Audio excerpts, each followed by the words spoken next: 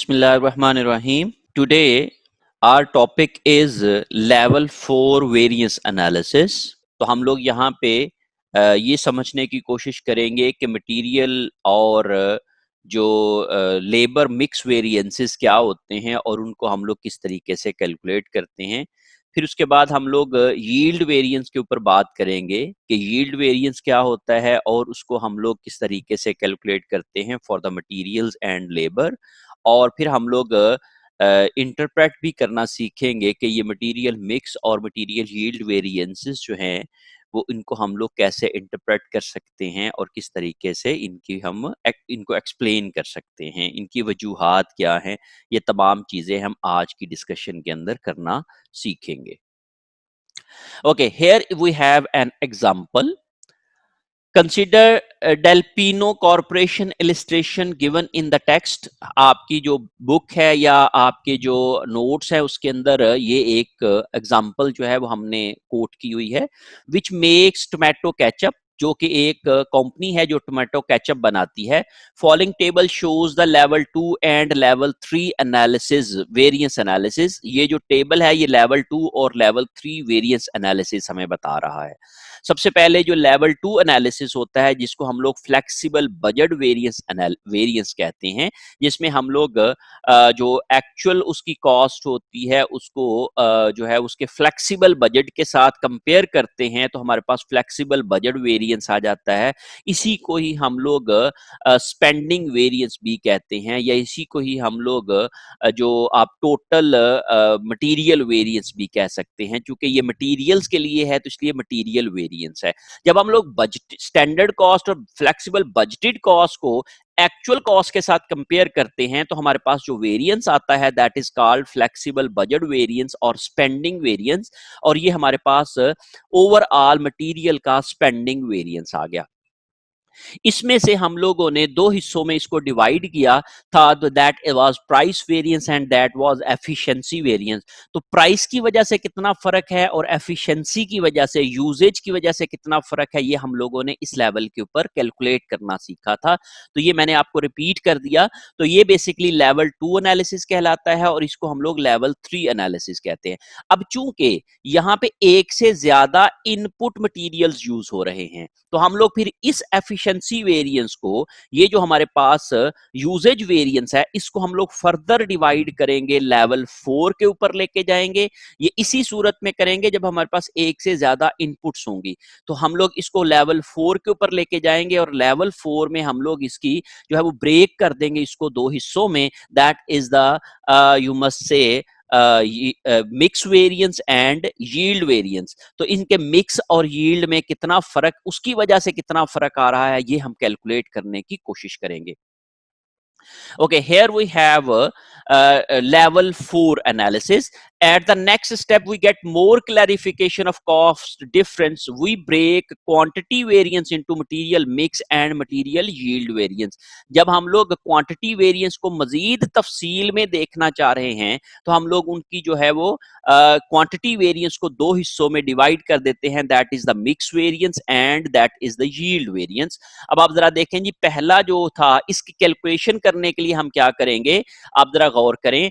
Actual quantity जो है वो actual total quantity of all inputs use multiply by actual input mix multiply by budgeted price. यहां पे भी बजटेड प्राइस, यहां पे भी बजटेड प्राइस, यहां पे भी बजटेड प्राइस. इसका मतलब है प्राइस का इंपैक्ट तीनों जगह पे सेम आ गया, मीन इंपैक्ट निकाल दिया और सिर्फ यहां पे क्वांटिटीज का इंपैक्ट रहेगा.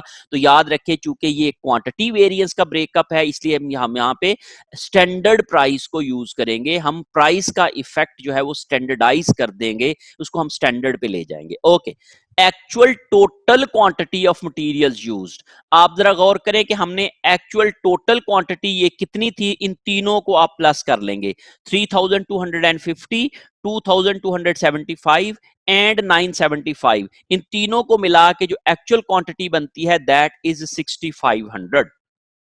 अच्छा जी, अब हम ये कहते हैं जी 6500 में से जो इसकी जो एक्चुअल इनपुट हमने रेशो जो है वो कितनी कैलकुलेट की है, तो इनकी रेशो जो है वो 0.5, 0.3, 0.1 0.35 और 0.15 मीन 50% ये यूज हुआ है, 35% ये यूज हुआ है और 15% ये यूज हुआ है। How we will calculate this, ये कैसे आएगा?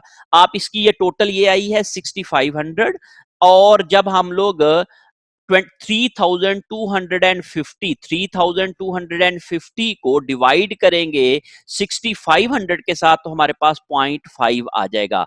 आप इसको करके देखिए, 3250 को जब आप डिवाइडेड बाय 6500 करेंगे तो आपके पास ये वाली रेशियो आ जाएगी। So we have calculated these ratios 0.5।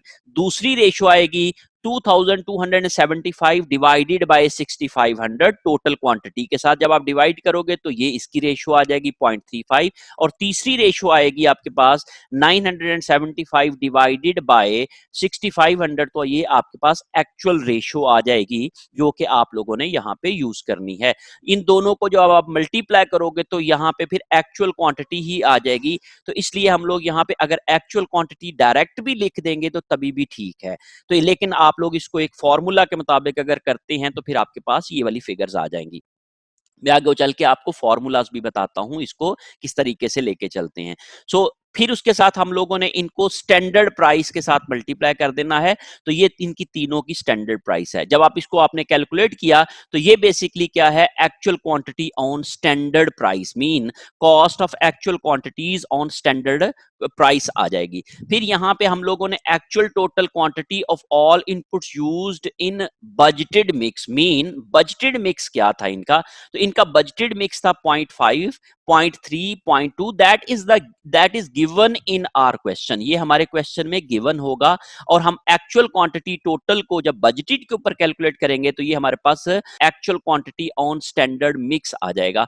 तो ये हम लोगों ने इसको कैलकुलेट कर लिया इन दोनों को मल्टीप्लाई करके और मल्टीप्लाई बाय स्टैंडर्ड प्राइस किया तो ये हमारे पास जो है वो इनकी जो है वो स्टैंडर्ड कॉस्ट आ जाएगी ऑन बजटेड मिक्स। बजटेड या स्टैंडर्ड मिक्स के ऊपर उनकी एक्चुअल मटेरियल की कॉस्ट आ जाएगी। और तीसरी पे हम लोगों ने ये क्या किया कि flexible budgeted total quantity of all inputs allowed for actual output. जो budgeted quantity allowed for actual output है मीन एक्चुअल आउटपुट के लिए हमें टोटल कितनी क्वांटिटी यूज करनी चाहिए थी, हमने ये कहा कि 6500 टोटल हमने यूज की है, that is the actual quantity. और इतनी आउटपुट बनाने के लिए कितनी यूज करनी चाहिए थी, ये हमारे पास जो है वो standard quantity allowed for actual production. और उसको हम स्टैंडर्ड मिक्स के साथ जब हम लोग मल्टीप्लाई करेंगे और फिर स्टैंडर्ड कॉस्ट के साथ जब हम मल्टीप्लाई करेंगे तो हमारे पास जो है वो यहाँ पे standard cost on standard mix आ जाएगा। Standard cost on standard mix आ जाएगा। जब हम लोग फर्स्ट और लास्ट का डिफरेंस लेके आएंगे तो इसको हम लोग एफिशिएंसी वेरिएंस कहते हैं। ये एक्चुअल इनपुट की स्टैंडर्ड कॉस्ट है और ये स्टैंडर्ड इनपुट की स्टैंडर्ड कॉस्ट है। जब हमने इन दोनों का डिफरेंस लिया तो ये हमारे पास एफिशिएंसी वेरिएंस आ गया। फिर जब हम लोगों ने पहले और दूसरे कॉलम को डिफरेंस लिया तो ये हमारे पास मिक्स वेरिएंस आ गया। आप जरा गौर करें, यहां पे सिर्फ क्या एक इंपैक्ट आ रहा है, ये भी एक्चुअल क्वांटिटी है, ये भी एक्चुअल क्वांटिटी है, ये हमारे पास स्टैंडर्ड प्राइस है, ये भी स्टैंडर्ड प्राइस है। तो सिर्फ फर्क क्या है, ये वाली चीज का फर्क है, that is the mix. This is standard mix and this is actual mix. जो एक्चुअल मिक्स और स्टैंडर्ड मिक्स का फर्क है तो ये वाला फिर मिक्स वेरिएंस आ जाएगा। So the 3250 cost is saved by using a different mix, by using different mix। जो हम लोगों ने एक्चुअल और स्टैंडर्ड मिक्स में डिफरेंस किया है उसकी वजह से हमारा ये फर्क आया है। आप जरा गौर करें, हमने जो महंगा वाला मटेरियल था वो 20% यूज करना था, लेकिन हमने महंगे वाला मटेरियल 15% यूज किया है, तो ये हमारी कॉस्ट सेविंग हो गई है। जब ये कॉस्ट सेविंग हुई है तो उसने हमारा जो है वो कॉस्ट को फेवरेबल कर दिया है। तो ये हमारे पास मिक्स वेरिएंस जो है वो फेवरेबल है, मीन हमारी इतनी कॉस्ट जो है वो कम हुई है due to using a different mix from our standard. और जब हम लोग 2 और 3 का डिफरेंस लेंगे कॉलम्स का, तो उसको हम लोग यील्ड वेरिएंस कहेंगे। आप जरा गौर करें, यहां पे भी क्या है, स्टैंडर्ड मिक्स, यहां पे भी है स्टैंडर्ड मिक्स, यहां पे भी स्टैंडर्ड प्राइस, यहां पे भी स्टैंडर्ड प्राइस। तो फर्क क्या रह गया, यहां पे फर्क रह गया actual quantity used and this is the standard quantity allowed for actual output. तो इन दोनों का जो फर्क होगा इसको हम लोग यील्ड वेरिएंस कहते हैं। जब हम लोग स्टैंडर्ड और एक्चुअल क्वांटिटी को ऑन स्टैंडर्ड मिक्स लेके चलते हैं तो ये हमारे पास जो है वो हमारा यील्ड वेरिएंस आ जाएगा। इट मींस कि हम लोगों ने जो इनपुट यूज की हैं उससे जो हमें आउटपुट हासिल हुआ है वो कम हुआ है या ज्यादा हुआ है। तो आप जरा गौर करें कि हमें कम आउटपुट हासिल हुआ है। हमें जो आउटपुट हासिल होना चाहिए था इनपुट के साथ, या जितना आउटपुट हासिल हुआ है वो हमें 6400 पाउंड्स या केजीज यूज करके हासिल करना चाहिए था, लेकिन हमने कितना यूज किया है, 6500 केजीज या पाउंड यूज किए हैं। तो इस तरीके से हम लोगों का जो आउटपुट आई है उसके लिए हमने ज्यादा इनपुट यूज की हैं, ये इसलिए हमारा ये वाला जो वेरिएंस है, जो यील्ड है हमारी, वो इनपुट जो आउटपुट है वो हमारी कम हासिल हुई है, हमारी यील्ड कम हुई है। जब हमारी कम यील्ड हुई है तो इसका मतलब है ये हमारा अनफेवरेबल है, उसकी वजह से हमारी पर यूनिट कॉस्ट बढ़ी है, तो इसलिए ये हमारा अनफेवरेबल वेरिएंस है। तो इसलिए हम लोग ये कहेंगे कि जो स्टैंडर्ड इनपुट लगा के जो हम लोगों ने आउटपुट लेना चाहिए थी वो हम लोगों ने कम हासिल की है, तो उसकी वजह से हमारी कॉस्ट बढ़ी है। तो ये हमारे पास यील्ड वेरिएंस जो है वो हमारा कॉस्ट के ऊपर जो डिफरेंस है या इम्पैक्ट है वो हमारी यील्ड की वजह से हमारा 7700 का अनफेवरेबल है। मीन हमारी 7700 की कॉस्ट इंक्रीज इसलिए हुई है कि हमने जितनी आउटपुट लेनी थी उतनी आउटपुट हासिल नहीं की है। तो इस तरीके से आप लोग इसकी कैलकुलेशन कर सकते हैं मटेरियल मिक्स वेरिएंस की और मटेरियल यील्ड वेरिएंस की। इसी को ही हम लोग लेबर के ऊपर भी अप्लाई करना सीखेंगे। Here we have an alternative method of calculating material mix variance. इसके लिए हम लोग ये फॉर्मूला यूज करते हैं, direct material mix variance for each input, हर एक इनपुट के लिए यूज होगा। अब ये चूंकि हमारे पास 3 इनपुट्स हैं तो तीनों के लिए हम लोग ये एक अलग अलग से फॉर्मूला जो है वो यूज करके इसकी कैलकुलेशन करेंगे। Actual total quantity of all direct materials input use, जितने भी टोटल मटेरियल्स जो है जो हमने यूज किए हैं उनकी एक्चुअल क्वांटिटी कितनी थी वो हम लोगों ने 6500 यहाँ पे लिखी है। फिर मल्टीप्लाई बाय, ब्रैकेट के अंदर हम लोगों ने जो दो डिफरेंस लिए हैं that is basically actual direct material input mix percentage minus budgeted direct material input percentage. दोनों के इनपुट मिक्स परसेंटेज का जो फर्क है ये हम लोगों ने यहाँ पे ब्रैकेट में लिखा। तो उनका एक्चुअल मिक्स जो था वो है 0.5 मीन 50%, और बजटेड मिक्स जो है वो भी है 50%। तो दोनों की हम लोगों ने डिफरेंस ले लिया, तो that is the 50%। Multiply by budgeted price of direct material input, और बजटेड प्राइस उनकी इनपुट की कितनी है वो हम लोगों ने यहाँ पे $70 पर टन लिखी हुई है। ये टन की कैलकुलेशंस हैं। तो इस तरीके से हम लोगों ने 6500 टन उसकी एक्चुअल क्वांटिटी यूज्ड हुई है टोटल तीनों मटेरियल्स की, मल्टीप्लाई बाय इस मटेरियल का स्टैंडर्ड एक्चुअल मिक्स 50% है और स्टैंडर्ड मिक्स भी 50% है, तो इसलिए 70 के साथ मल्टीप्लाई किया। तो चूंकि इन दोनों का डिफरेंस जीरो आता है तो इसलिए हम लोगों ने इसको जब जीरो के साथ मल्टीप्लाई होगा तो ये सारे का सारा जीरो हो जाएगा। कार्ल टॉम्स में 6500 टोटल क्वांटिटी है, यूज की है जो हम लोगों ने वो 35%, और कितनी यूज करनी चाहिए थी वो 30% है, और इसकी प्राइस पर टन है वो 80 है, और 6500 मल्टीप्लाई बाय इन दोनों का जो डिफरेंस है 0.05 है, और मल्टीप्लाई बाय 80 किया तो हमारे पास 26,000 अनफेवरेबल आ गया। ये अनफेवरेबल इसलिए आया है क्योंकि हम लोगों ने 30% यूज करना था, किया 35%, मीन हमने स्टैंडर्ड मिक्स था 30%, एक्चुअली किया ज्यादा। जब हम स्टैंडर्ड कम है और एक्चुअल ज्यादा है तो फिर हमारा अनफेवरेबल वेरिएंस आता है। और फ्लोटॉम्स में देखें 6500 टन टोटल था, 15% इसका यूज किया है, 20% इसका यूज करना था, 90 इसकी कॉस्ट है, और टोटल इसके 6500 जो है वो टन्स हैं, मल्टीप्लाई बाय इसकी जो हम लोगों ने यूज किया है वो 5% का फर्क है, मल्टीप्लाई बाय 90 किया इसकी कॉस्ट के साथ, तो ये हमारे पास इसकी बचत आ गई। मीन इस मटेरियल को जो हम लोगों ने जब यूज किया तो इससे हमारी ये वाली जो क्या आ गई है, कॉस्ट सेविंग हो गई है, और इसमें हमें जो है वो 26,000 की एक्स्ट्रा कॉस्ट लगी है। लेकिन ये जो सेविंग चूंकि ज्यादा है और एक्स्ट्रा कॉस्ट जो है वो इसमें कंपनसेट हो गई है, तो इसलिए ओवरऑल जो है वो 3,250 की हमें सेविंग हो गई है। देखिए ये सेविंग किस वजह से हुई है, ये सेविंग इस वजह से हुई है कि हमने जो महंगे वाला मटेरियल था वो हमने 20% यूज करना था, लेकिन हमने किया है 15%, तो इस वजह से हमें सेविंग ज्यादा हुई है। और वही वाली जो 5% हम लोगों ने जो कम यूज किया है वो हम लोगों ने कार्ल टॉम्स को यूज कर लिया है। ये हमें 30% यूज करना था, लेकिन हमने 35% यूज कर लिया है।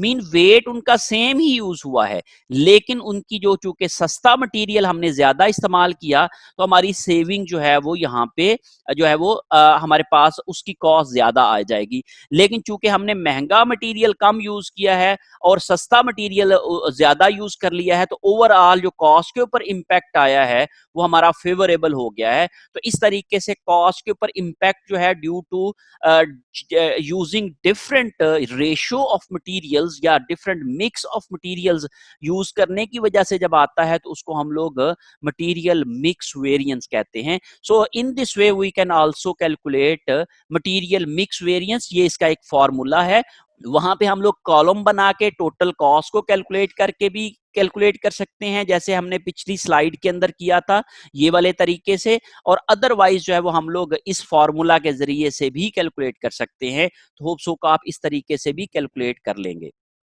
ओके अब इसके बाद यील्ड वेरिएंस की जब हम बात करते हैं, so alternative method for the yield variance can be as follows. direct material yield variance is actual total quantity of all inputs use। all material के लिए actual quantity कितनी use की है, ये actual quantity आ जाएगी, ये that is 6500 tons minus budgeted total quantity of all direct material inputs allowed for actual output। Actual output के लिए बजटेड क्वांटिटी कितनी यूज करनी चाहिए थी वो हम लोग यहां पे लिखेंगे, that is 6400 tonne. It means के इसमें हमने आउटपुट कितनी बनाई है, और उस आउटपुट को जब हम लोग स्टैंडर्ड रेशियो से या standard quantity allowed for input multiply करेंगे पर यूनिट के साथ, तो उसको हम लोग जो है वो स्टैंडर्ड क्वांटिटी अलाउड कहेंगे। तो जब हम लोग इसको इन दोनों का डिफरेंस लेंगे और उसको स्टैंडर्ड मिक्स के साथ मल्टीप्लाई कर देंगे और उसको स्टैंडर्ड कॉस्ट के साथ मल्टीप्लाई कर देंगे, तो हमारे पास जो है वो इनके जो है वो यील्ड वेरिएंसेस आ जाएंगे इंडिविजुअल आइटम्स के। So this formula can be used for calculating yield variance. Alternative formulas भी हो सकते हैं, लेकिन उसके लिए फिर जाहिर है उसकी कैलकुलेशन थोड़ी सी डिफरेंट हो जाएगी। तो ये आप लोग फार्मूला यूज करके क्या कर सकते हैं कि एक यील्ड वेरिएंस की कैलकुलेशन कर सकते हैं। फॉर एवरी इनपुट जो है वो आप लोग जो है वो यील्ड वेरिएंस निकालेंगे और उसको टोटल करके टोटल यील्ड वेरिएंस आ जाएगा। और इसको ओवरऑल टोटल यील्ड वेरिएंस भी कैलकुलेट कर सकते हैं, लेकिन उसके लिए फिर हमें एवरेज प्राइस अलहदा से कैलकुलेट करना पड़ेगी।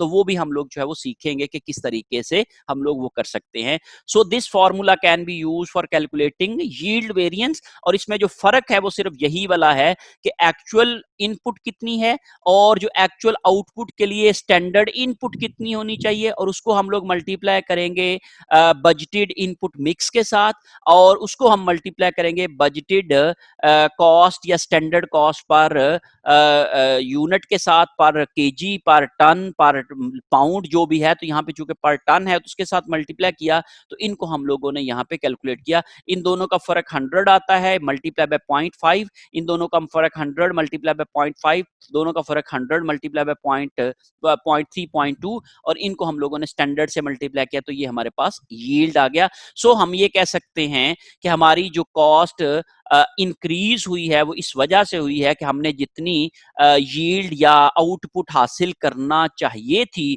उतनी आउटपुट हासिल नहीं की है। मीन हमने जो आउटपुट हासिल की है उसके लिए जो इनपुट यूज करनी चाहिए थी वो 6400 यूज करनी चाहिए थी, लेकिन हमने चूंकि ज्यादा यूज की है तो इसलिए हम लोगों ने ज्यादा इनपुट लगा के हमें कम यील्ड हासिल हुई है।